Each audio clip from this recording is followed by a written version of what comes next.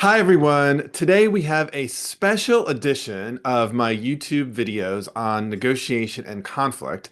And that's because in a few weeks, we're going to be launching our brand new book called Conflict Resilience: Negotiating Disagreement Without Giving Up or Giving In. This book is available right now for pre-order. You should order it right now. You can go to conflictresiliencebook.com. There's also a link in the description and order this book, which will be available on March 18th.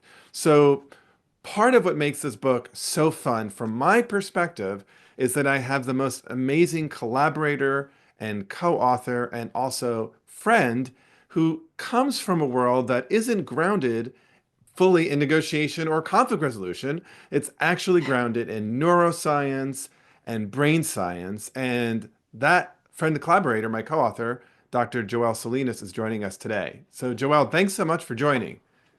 Hi, thanks for having me on your channel. I've heard so much. I've loved all your videos, and it's so funny. Like we spend so much time together working on this book. It's like finally time that I came on your channel too.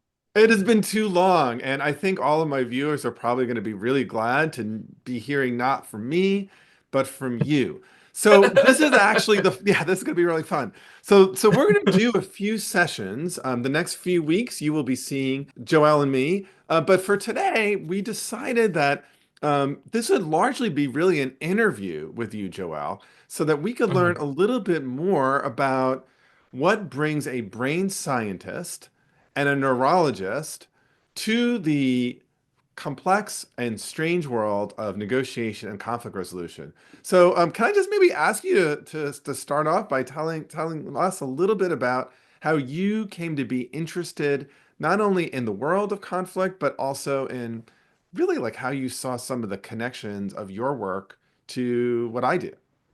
Yeah, I've been drawn to like neurology and brain science, and just generally out of like an interest since I can remember on kind of what makes us tick, kind of like what is it that leads us to think, feel, and do what we do. And over time, that interest kind of developed into trying to understand, what happens when you have not just like one brain kind of in a vacuum, but you have multiple brains kind of interacting with each other. And I apologize from the neurologist perspective. I always think about the brain. It doesn't mean I'm not thinking about the whole person, but I just like to think about the brain too. Yeah, Um, no. but I got really interested in how our social relationships influence our health.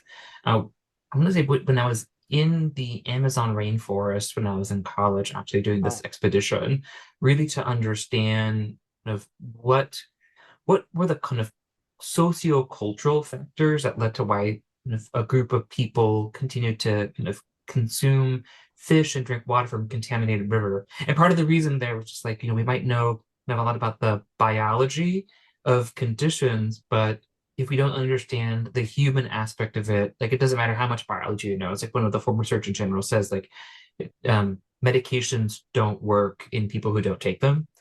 Um, Right. and so that was the first thing that triggered that thought. And my next kind of big aha moment was just really seeing a lot of the data around social isolation and loneliness, and how things like social isolation and loneliness actually can contribute to risk of bad health outcomes like mortality, like death, in ways that are even more like lethal than obesity and even smoking.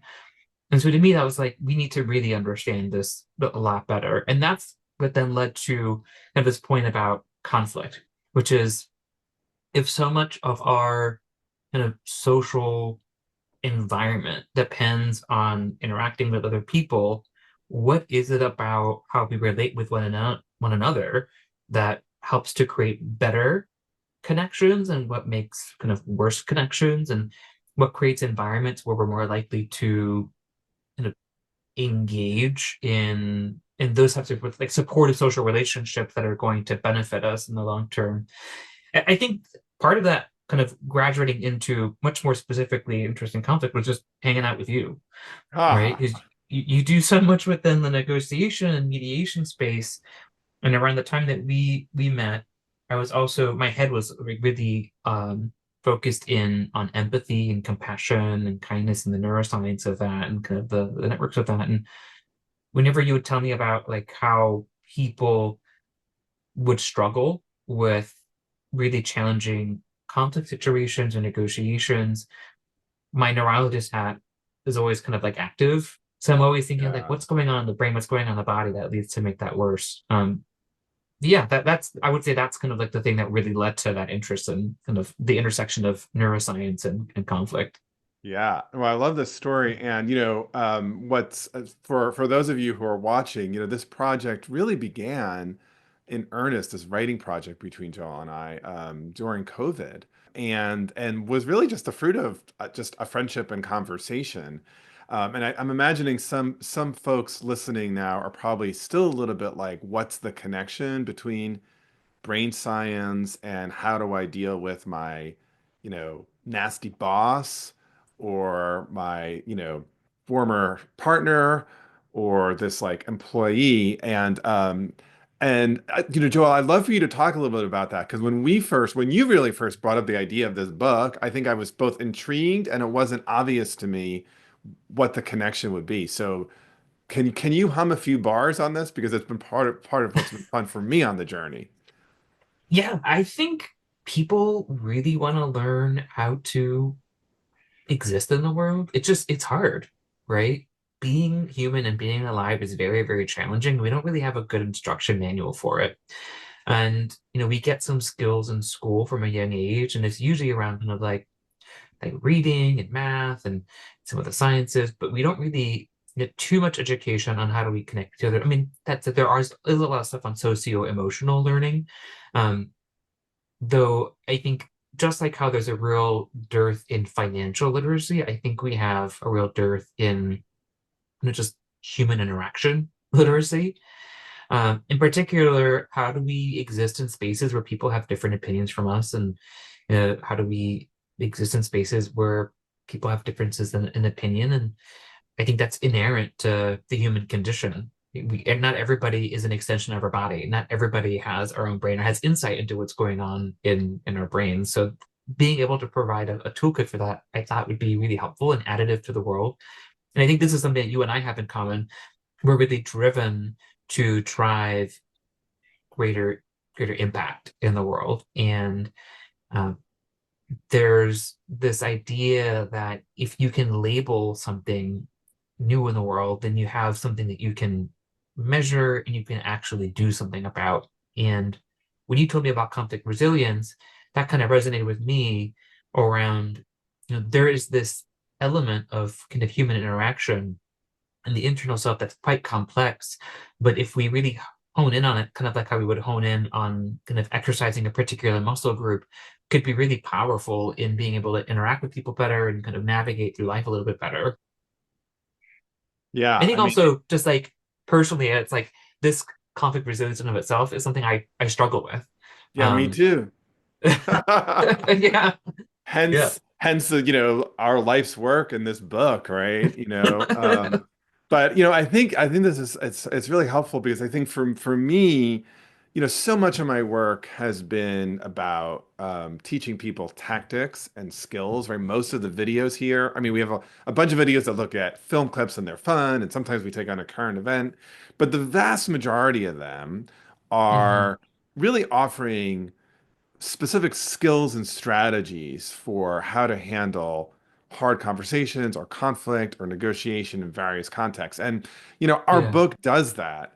But I think what has been so interesting to me and I think productive for our journey and hopefully in the book, right, is the marriage of bringing out all the kinds of things that are going on in our brain in these really Hmm. kind of adaptive ways that um, are maybe not serving us in certain moments, even though like evolutionarily they were, and giving some capacity, as you said, Joelle, I love this, right, to name what's going on, which then I think increases our ability to actually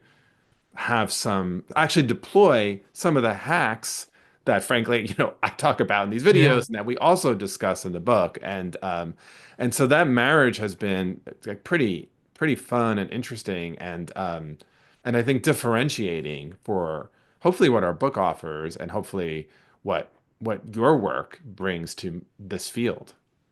Yeah. I mean, for me, at least, just understanding my own biology. I mean, it's part of what like I found really beneficial about being in medicine is really helpful, in particular, understanding neurology. The better understanding I have how my brain works, the better equipped I am to avoid kind of how tricky our brain can sometimes be, right? Our brain can be misleading, can put us into really challenging situations. So the more aware you are of kind of what your brain is doing, the more power you have to actually kind of change the course of things to act differently, right? It's how you can do differentlies much better when you're aware of what's going on with your brain, because it's not always like your inherent fault, right? It's not like you're inept. It's just your brain is wired in a particular way, and if you're a little bit more aware of that, then you might have a little bit more power. Yeah, amen to that. Amen to that. Can I ask you, Joel, just, you came in with this world of knowledge in brain science and neuroscience. What Hmm. for you is like the most surprising thing about what you learned from the conflict and negotiation world in the process? Oh, I loved how much the tools and skills within the world of mediation and negotiation already had some neuroscience kind of ingrained through it. Hmm. Hmm. I've seen this in a few other areas where, again, with like that neurologist hat always on, I love to see like what skills and tools seem to be really effective or powerful, or like why there are certain frameworks, and then kind of connect in my head what is it that's going on in the brain, or what's inherent to like our neurobiology that makes it so.